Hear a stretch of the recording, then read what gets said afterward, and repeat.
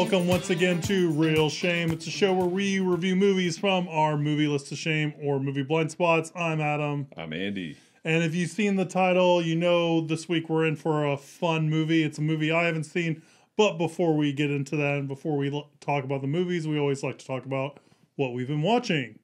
So, Andy, what have you been watching? This is going to be very brief because I've not really watched hardly anything. I only have one movie to discuss. All right. Been busy. Hopefully it was a good one. No. No. It was a movie called Under the Silver Lake. Have you heard of that? With I have. I'm trying to remember. That's Andrew a recent Garfield. Movie. Yeah, I've heard of it. I almost said James Garfield, the president. Andrew Garfield. It'd be a really old movie if it was James Garfield. No, Andrew Garfield is the star. It has a lot of people in it as well, and it's another kind of film noirish, I guess, movie. Is it Silver Lake because it takes place in Los Angeles, or is Silver Lake like a lake? It does take place in Los Angeles. Okay. It's from the same person, and I don't remember his name, that did It Follows, wrote and directed It Follows. Okay. Wrote and directed this. So, I mean, that's kind of why I watched it. I had not heard really good things about it. Yeah. I had heard that it's kind of boring and pretentious, and I agree. It's 2.5 hours. It's, again, movies like Inherent Vice and The Long Goodbye. Inherent Vice is 2.5 hours. Long Goodbye is not quite that long. Those movies don't necessarily make the most sense either, but I enjoyed the journey of both of those films. I did not enjoy this journey. I thought that it's just a jumble of ideas that don't really amount to much. It's full of sound and fury signifying nothing. Right. That's the best way. That reminds me of have you seen like A Place Among the Pines or whatever? No. Because I've heard the same kind of review for that movie. I haven't seen either of those movies, but it sounds like that. Yeah, I could definitely see it. I mean, It Follows is a really good movie. I think we both really like. Yeah, I like It Follows. That's kind of a shame that it kind of spoiled it for you, and it was so bad that you didn't want to watch anything else. No, that's not what made me. Seriously, outside of the movies that we watched for the show and that and like one other movie, that's about it. Yeah, that's what happens. Yeah, so that was short and sweet. On to you. All right, I've watched a couple things this week. So we have HBO Max in the house, so I'm gonna try to keep up with the releases that are coming on HBO Max. So I watched the first one that came out here in January when we're filming this, and that's Locked Down, directed by Doug Liman with Anne Hathaway and Chiwetel Ejiofor. Have you seen the trailer for this? I haven't seen the trailer, but I saw like the screenshot or whatever. I didn't know it was a Doug Liman film. That's I like Doug Liman. I think he's a great director. He did Mr. and Mrs. Smith. He did Edge of Tomorrow. I think he's kind of an unrated director. He did some of the Bourne Identity movies. I think maybe the first Bourne Identity. Yeah. If I remember correctly. Lockdown, not great. It's really bad. It's written by, I wish I wrote down the writer. It's written by the same guy who wrote the other Anne Hathaway movie that's really, really crazy. I say all this and all of it's just kind of leaving my mind right now. His name is something Knight. Stephen Knight, I think. I think his name is Stephen Knight. Something Knight. And the other movie he wrote that had Matthew McConaughey in it and had Anne Hathaway in it. It was crazy and it was unusual and didn't make any sense. Serenity, right? Yeah. The same thing applies to this movie. Like, this movie also is weird and out there, and I like heist movies, but this movie is just so elevated and so out there and just doesn't feel realistic. And the acting is very like melodramatic. Like, the way they say things and the way they act is not very like realistic. It's very like melodramatic. It's very heightened, and stuff like that. So I feel like that takes away from the movie. And like for and it's supposed to be like, I thought it was going to be a heist film, and for being a heist film, it doesn't really spend a whole lot of time on the heist part of it or the heistness of the heist film, like the planning and execution and all that kind of stuff. And so that kind of just didn't work for me because I really wanted something that's more of a heist movie, So I would say skip Lockdown unless you really, really, really want to see it. It wasn't that great for me. I also watched a documentary that came out last year that I heard really good things on, and I didn't really get a chance to watch, and that's called The Painter and the Thief. Have you heard about this documentary? No. It's a Dutch documentary that came out, and it's probably a little serendipitous that I watched it with The Vanishing, because like the way it kind of tells its story is very similar to the way The Vanishing tells its story. Where spoilers for The Vanishing, which we're going to get to because that's this episode this week, or Spoorloos, however you say it. Spoorloos. It kind of breaks up time into different segments, and it plays a whole segment, and then it'll play another segment that takes place at the same time that the first segment was, and stuff like that. Mm-hmm. And so that's what The Painter and Thief does. It does that kind of time breakup and stuff. And basically the premise of the movie is, and you find this out relatively soon, is that there's this lady who's a painter, and her artwork gets stolen from this like installation she has, right? She has like 2 paintings that get stolen, and she ends up befriending the thief. And it kind of documentary that kind of follows like their kind of friendship or their kind of interaction with each other and stuff like that. I think it doesn't really have like a firm thing to say, and it doesn't really have a strong ending, which I think kind of hinders it a little bit. I mean, it's real life, so there's only so much you can do, but I feel like you could have told the story in such a way, and it feels like there's all these different threads that kind of don't get resolved. So I didn't have a very positive response to the movie, but I've read numerous other critics, and I don't consider myself a critic, but I've read numerous other critics that really like the movie. So if it's a movie that sounds interesting, I'd suggest checking it out, but it didn't really do a lot for me on that. And the last thing I watched was another documentary. This came out, I think, last year or the year before, and that's Too Funny to Fail. It's a documentary about the Dana Carvey show. And it's just a lot of fun. It's interesting seeing some of these actors that were famous and these actors that were yet to be famous in this kind of show. And it was an interesting kind of overview and perspective on the Dana Carvey show, which I never watched when it aired. Did you ever? Was that part of your? I don't think I ever watched it. I have seen some episodes since then, and I added a credit for Selma Blair on. She was in an episode of the Dana Carvey show as an extra. I noticed it was missing from IMDb, so I added it. You had to rectify it. I did. So you're welcome, Selma. Speaking of Selma Blair, and next week we might talk some movies she's in. Okay, so that's a lot of what I've been watching. 2 docs and an okay movie. So let's go into the movie that we're reviewing for this week. And that movie is going to be The Vanishing, or Spoorloos. Spoorloos. As you said. It's a Dutch film. Spoorloos basically means without a trace. Traceless. Without a trace. Yes. Volgens mij is het een gek. Iemand die er echt iets mee te maken had, die zou zichzelf toch nooit zo in gevaar brengen. Het is de 5e keer dat hij me laat opdragen. En allemaal binnen een straal van 100 kilometer van het benzinestation. Hij verzamelt moed.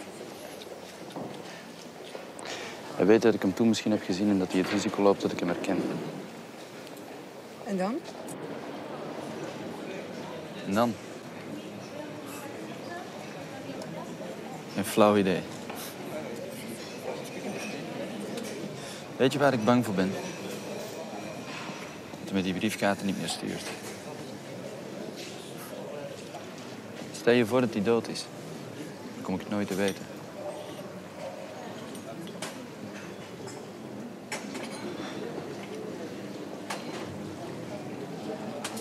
Ja, je komt het ook nooit te weten.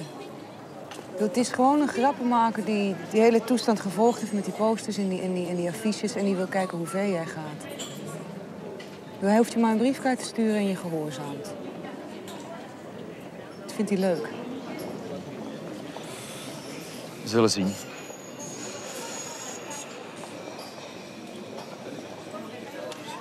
All right, Rex and Saskia travel to France, where they make a stop at a busy rest area / travel stop. While Rex waits for Saskia to bring back some drinks for the road, because they're traveling by car, something happens and she's never seen again. Haunted by her disappearance for the next 3 years, Rex is finally given a chance to find out what happened to Saskia that day in The Vanishing. Vanishing. Yeah.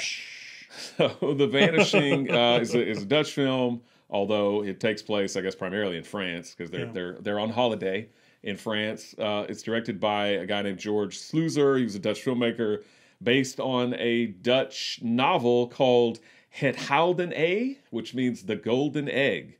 And in the movie, Saskia, the character Saskia, talks about a nightmare that she has of being trapped within a golden egg. The novel itself, The Golden Egg, is written by a guy named Tim Krabbe, and Tim Krabbe has a famous brother actor named Jaron Krabbe. He is in movies like The Fugitive with Harrison Ford. Okay. He's in The Living Daylights, the Bond movie, Timothy Dalton. He's in Immortal Beloved with Gary Oldman as Beethoven and stuff like that. I looked at his filmography. It seems like he's done more Dutch movies over the last 10, 15, 20 years. But he's definitely in some American movies in the 80s and 90s. I'll have to look him up. I don't. Yeah, you'd recognize his face. Okay. Maybe we could put it up in between, and we can put a screenshot of him up right there if you remember. It stars probably people that you've never heard of, but Gene Bervoets is Rex Hoffman. He's kind of the main character. He's the guy that it's weird. He describes Saskia as his wife at some point in his movie, but later in the movie he talks about it's his girlfriend friend, or his girlfriend. Yeah, that definitely confused me for a portion of the movie. It confuses me too, even though I've seen this movie because he says it once and then like a couple times at the end he's like, no, she was just my friend. Yeah, and then strange. Like the fact that he's like pining over for 3 years if she's just his girlfriend is like, that seems like excessive. But maybe that's just my cold heart. I think it's your cold heart. It also stars Johanna ter Steeg. She's a Dutch actress. She's Saskia Wagter. And the French guy that is actually the kidnapper in the movie, because obviously we're spoiling the movie, is played by a guy named Bernard Pierre Donadieu. He plays Raymond, the kidnapper, the guy that makes Saskia vanish. But this is a movie that I've seen. Again, this seems to be a theme these days. I think this is the third time I've seen it. Seems like all the movies that we've watched that I've seen before, I'm always watching them for the third time. But I've seen this movie 3 times. You have never seen it before. Never seen it. Did you know anything about The Vanishing before we decided to do it on the show? Had you heard of it before? No, I do know now that there is a remake, right? I hope I'm not spoiling it. Yeah. No, I was going to mention that. And I figured someone vanished because of the title. Yes. So somebody does vanish. I didn't know a whole lot into it. I since we're spoiling the movie, I expected her to vanish when he left her in the tunnel. Mm-hmm. Like I thought that was going to be the time. Yeah. And it happened much later in the movie. So no, I didn't know a whole lot going into it. I didn't know what to kind of expect with it. I think I'm wondering. One of the things I'm trying to figure out is if this is one of those movies that you kind of like build towards the ending, right? Mm-hmm. Like where like the ending, I don't want to say like makes or breaks it, but it's like the ending is like where people kind of figure out if they like it or don't like it. Do you feel the movie's kind of that ilk, or do you not feel that way? So sorry, what do you mean exactly? Like that last scene with, Raymond and Rex, like that's what makes or breaks the movie for a lot of people, and the movie's kind of building towards that. It's hard for me to answer that just because I've seen it now multiple times. So it has less of an effect on me. Yeah. And I don't really remember exactly what I thought the first time I saw the film. I think it's surprising, and that's probably where it is. The movie presentation is interesting. Like I said, you kind of jump back and forth in time a little bit, and it doesn't really explicitly say what it's doing, but you kind of get the idea of it, right? That it's kind of jumping back and forth. And I think initially when I watched the movie, I was just like, oh, that's a strange little movie. Like, it's just weird and quirky. But I think now that I've kind of sat with it a little bit, I've warmed up to it a little bit more. Mm-hmm. I think, I think some of my biggest issues, if I could say issues with the movie, is that I just don't think like Rex kind of acted has an intelligent kind of way, or as I would if I was put in that situation, but luckily I've never been in that situation. So I can't speak that for sure. But some of that stuff just kind of irked me a little bit. And again, like the fact that if she's his girlfriend, I would assume that in 3 years he would kind of move on. But I guess like reading the plot synopsis, Raymond would send him postcards like every year or relatively frequent or frequently. Reading the plot synopsis, you didn't get that in the movie when you watched it? I don't remember that being in the. I know he sent him a postcard, but I thought he sent him like a postcard like on the 3-year anniversary. But no, I guess he does say in the movie that he has kind of taunted him over time. Okay. Yeah, he does mention that. So that kind of makes it a little bit more interesting, and I can understand why he can't let it go if someone's just constantly like, "Hey, what's going on? What's it doing?" Yeah. So I don't know. I don't know how I feel about it. I like it. I still like. I'm still grappling with my feelings on it. I think it's good. I think it's interesting. I don't know if it's presented in the best way that it could be presented in. That kind of stuff, but maybe we can get into that a little bit more. Why don't you talk about how you feel about the movie? This movie's kind of like Glory to me. It's extremely well received critically, and I think it's good, but I've never quite seen the level of hype I think that it gets. I like this film, like for the most part. I like a lot of kind of the themes that it presents or the ideas and things that some of the things that they talk about in the film, like with predestination and stuff like that. And I really like the first part of the movie leading up to her disappearing. Yeah, and I like kind of when it tells the kidnap. I always want to say killer. And although what he does to Saskia does result in her dying, I don't think of him as a killer because he doesn't like stab her. I mean, he killed her. Yes, he killed her. I would consider him a killer. I consider him a killer, but it feels weird to say. For some reason, I want to call him a kidnapper rather than a killer. But yes, he's both. But anyway, kidnapper, killer, however you want to refer to him. I do think his story is interesting, kind of like how he worked his way up to finally kidnapping somebody, and then also how it goes further back in time to when he decided that he wanted to do so, commit such an act, because he's a sociopath, and he even describes himself as a sociopath in the movie. I think all that stuff is interesting. I think all of the stuff with Rex, with his new girlfriend and all that stuff is bad. Like, I don't really like that part of the movie. I feel like I could see his obsession with her even after 3 years because he doesn't know what happened. She literally vanished without a trace one day when she was just supposed to go inside the gas station or whatever, the rest stop. It's not really a gas station. It's bigger than that. And then come out and they were going to get on the road and she never comes back. I mean, I feel like if that happened to me, I also would be haunted by that for God knows how long.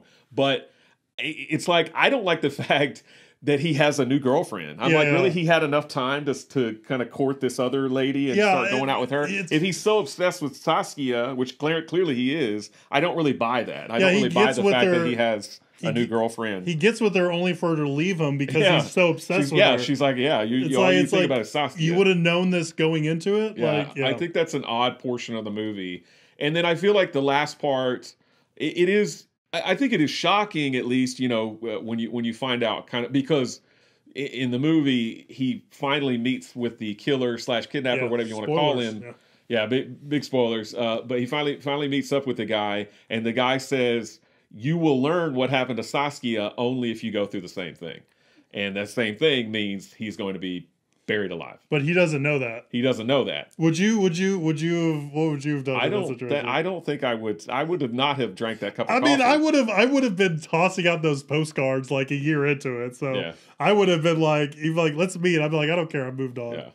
I think I might meet up with them, but I'm not going to agree to drink a cup of coffee. Yeah, that's tainted. Because the guy says, drink this cup of coffee that's drugged, and then you're going to go through what she went through. I would be like, no thanks, because, I mean, I'm at your mercy now. You could kill me. So, no, I would not go through with that if I was him. I think along what you're saying, the movie tries to split itself down these two different paths. So you try to show you Rex's point of view and tries to show you Raymond's point of view. And I think it's a little bit worse off for that. Like, I feel like if it focused primarily on one of these two stories, it would have been much stronger. Because I don't think like you said, we don't get a lot of the years of Raymond dealing with her loss and all that kind of stuff. So it seems weird that he has this new girlfriend, but yet he's still pining for her, and he does all these things for her, and you're like, I don't get it. It's all short shrifted, right? And you get in exchange for that, you get more of or that's Rex, sorry. And in exchange for that, you get more of Raymond's backstory, him as a child and jumping off balconies and him saving the lady from the water and all that kind of stuff. So I feel like if it was mostly about, okay, let's take Rex's point of view and let's just show it from his point of view, and maybe you don't meet the killer until the end, or if we take it from, you know, Raymond's point of view, where it's more like a Hannibal Lecter thing, where you're following the killer as he kind of stalks and stuff, would be more interesting. And then trying to split the difference, I feel like, just kind of makes the movie weaker as a whole, right? Yeah, I mean, I don't mind the approach necessarily that they take, but I don't really like, I really don't like the Rex part. Yeah.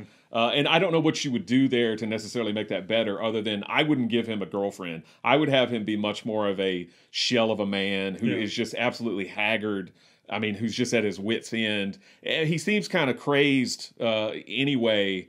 I don't know how he managed to find the time to start dating this girl for 8 months, I think is how long they've been dating, because she says it's going to take her half that long to get over him now that she's leaving, and she says that'll be 4 months. So they've been together for 8 months, almost a year or whatever. I just, that part of the story doesn't really work for me. But I think it is interesting that you know who the killer is almost from the get-go. I mean, yeah, when you see him like look at her enter through the door, you know, you just has it, just the way he's situated and the way he looks, you're like, okay, this is the bad guy. Yeah. And I do like that you kind of get his backstory, but like I said, I just feel like you lose a lot of like the emotional storytelling because you spend so much time with him, you know? That's my opinion. And I think much like a sociopath is, you know, without empathy, without emotion, whatever, that's kind of how the movie leaves me at the end. It kind of leaves me cold. Which is unfortunate because, again, I think this is a movie worth seeing. I think it's good, but I don't think it's phenomenal. I don't think it's great, and I don't quite get the people that really, really gush over it. Yeah. But, you know, that's just me. And I kind of wrote off Rex at the beginning because of the way he acted in the tunnel. Like, he didn't wait for the flashlight, which would have been smart. Or, like, if cars are coming behind you and, like, your lights work, but your engine doesn't work, like, tap your brake lights if there's no, like, hazard signal so people will see some blinking light or something like that. Or, you know, get out with the flashlight and wave them off. Like, there's ways you can kind of handle the situation other than leave her alone in the car and walk down a dark tunnel. And it's just like, at that point, I'm just like, I don't think he's going to be making very intelligent decisions this whole movie. So maybe that kind of put me off a little bit, you know? Yeah, I mean, it's probably not the best decision for him to do that. And it is kind of a cruel thing that he does to just leave her in the car. Yeah. Because if he leaves her and then somebody comes up behind and just rear ends the car and she dies, then... Yeah. But he wouldn't pine over her because he knew what happened. Yeah, I guess so. He'd be like, "Oh, oops, I shouldn't have done that." Yeah. No, but I really do like that first part of the movie. I like that part where they're driving through the tunnel. It's very kind of haunting, and she's talking about, I had the nightmare again where I was trapped in this, you know, this golden egg, but this time the nightmare was different because there was another person trapped in a golden egg, and it was, you know, it's like we were passing each other by, which is kind of foreshadowing because at later on, he's also going to be trapped in at least a coffin representative of being trapped inside this golden egg. But it made me think about, so there's the concept of deja vu. Deja vu literally means already seen, but there's another deja called deja rêvé. Have you ever heard of that? No. Deja rêvé, you probably have experienced the feeling though. Deja rêvé is where you start to experience something in real life that you're sure that you have dreamed. You've probably maybe have experienced something like that. I've experienced a lot of deja rêvé that I've mistakenly called deja vu. Yeah, well, exactly. No, exactly. And same thing. I think of it as deja vu, but technically it's called deja rêvé. Yeah. And I feel like that's kind of what happens in this movie. She basically dreams about what's going to happen to her, and then it actually happens. That also kind of brings into play, they talk about predestination in this movie, and, well, it was fated, you know, to happen this way or whatever, because the guy, when he's young, he climbs on the other side of the balcony, and it's, I don't know how far it is off the ground. It looks pretty far. A story or two. And he decides what he says to Rex as he's driving him back to the rest stop where this all began. He says, you know, nobody would actually jump from that. But since I knew that it was predestined that I wouldn't jump, I decided to go against that and go ahead and jump. And he breaks his arm, and he says he lost 2 fingers. He lost 2 fingers, which I was waiting for. I don't get that. Like, the shot of 2 missing fingers. Yeah, did they become gangrenous or something? I didn't understand. Or maybe that ties into like he didn't leave a fingerprint on the the dime or whatever for the coffee because he was missing a finger. I mean, yeah. And it then, was Chekhov's missing fingers. Chekhov's missing fingers. Never Well, got I was like, how do you lose 2 fingers when you break your arm? But maybe like a stray dog came and bit him off. Bit him off. He was helpless on the ground. The stray dog came along and bit off 2 of his fingers. I don't know, but the whole, again, that's why I was when I said I like kind of some of the themes that they talk about. I do like when they talk about, well, it was predestined that I should do this. Well, I'm a sociopath, and so I saved this girl from drowning. But then I wanted to see, basically, he saves a girl from drowning, so that's the ultimate good. So then he decides to commit the ultimate bad to see just how it would feel, because he has no real feelings. But at the same time, he's apparently a devoted family man, so he can go through the motions of at least faking it really well, because his daughters love him, especially the youngest daughter. I don't think his wife loves him, though. It doesn't seem like his wife loves him that. Maybe she sees through him a bit. And I find it kind of telling. He takes the picture on the bridge, and he's got his arms around his wife and his youngest daughter. His oldest daughter is over here, and she actually looks kind of pissed. So it's almost like the picture, like maybe she sees through him a little bit. But that picture that he takes on the bridge is the picture that Saskia sees whenever she's about to get in the car. She starts to hesitate, but then she looks and sees the picture. She goes, "Oh, this guy's a family man," and she gets in, and that's the last mistake she'll ever make, apparently. And and I guess it's fate that he had, that they both have names that begin with R, and she wanted to buy the key ring. And then there's a bunch of failed attempts that led it to her. So was that faith or faith, all that kind of stuff? He basically, because he gets another lady to come out to the car, and he even, because he's tried it before and the people didn't want to get in the car with him, so he says, "Oh, my trailer's over there, I'll just drive over there, I'll meet you over there." And she's like, "No, I'll get in your car." I mean, she's basically offering herself up as a sacrifice, and then he backs out, he sneezes, and he puts the little handkerchief up to his own face. And so he's like, "Oh, screw it," whatever. So he's like, "Excuse me." He goes back in. He basically abandons his plans, but then he considers it fate that Saskia comes in. Yeah. She asks him for change for the coffee machine. He doesn't have it. So she leaves, and he's still going to give up. But then she comes back and continues to talk to him. So all those things point to him as... And by that point, he's taken off his little cast. He's not even trying to do that. She sees his key ring that his daughter gave him, and it's like, "Oh, I want to buy that." And he's like, "Oh, well, I sell these, and they're in my car." And so it all kind of, again, the concept of was it fated to happen falls into play. And according to him, it was fate. He has this perfect person to sacrifice or to kill. So I just had a thought, and tell me, you've seen this more than me. So they bury 2 coins under the tree, right? That's before she bought the coffee. Yeah, that's before she bought the coffee. Would she be able to buy the coffee outright without those 2 coins? Maybe. And also 2 coins buried under the tree, and then what happens to Saskia and they get Rex? Buried. They get buried. Like, there you go. That stuff didn't click until literally right now. So no, that's good. That's interesting. It's multi-layered. Yeah, I mean, I'm not going to go gaga over this movie. Like I said, I thought it was strange and interesting and worth watching. And after I watched it, and now in the couple days since I've seen it, I've warmed up to it a little bit. So I think it's interesting for sure. Have you seen the remake? I hear the remake's terrible. I've not, and I actually I wanted to watch the remake. The remake is by the same director, George Sluicer. He made the American remake as well, but I heard it's just not nearly as good and whatnot. And I really meant to watch it, but I just didn't get around to it. I'll try and do that though. Yeah, and report back. But I just had a bunch of qualms with like I said, the tunnel thing, and then he's didn't he use the ether on Raymond, or didn't Raymond use the ether on Rex? Because I have in my notes that wouldn't the ether affect differently due to the body size or whatever? He doesn't use it on Rex. He gives him the cup of coffee. Oh no! I remember what it is. He uses it on himself, right? To time how long he knocks himself out. But then he's going to use it on a lady that's probably half his body weight. Yeah. Would it have the same effect, or would it be stronger? All that kind of stuff. Because he's being very well, he's apparently he's like a chemistry professor, so I'm sure he probably altered the dose to that. Well, because he sneezes and he puts it up to his face and it doesn't do anything. Yeah. So he's probably got a weaker dose that he's going to give to her. Okay. Yeah. No, I mean, there's a lot going on in this movie, and I think there's a lot of good in this movie. Again, I like this movie overall. I mean, I have seen it 3 times now, but I don't think it's perfect.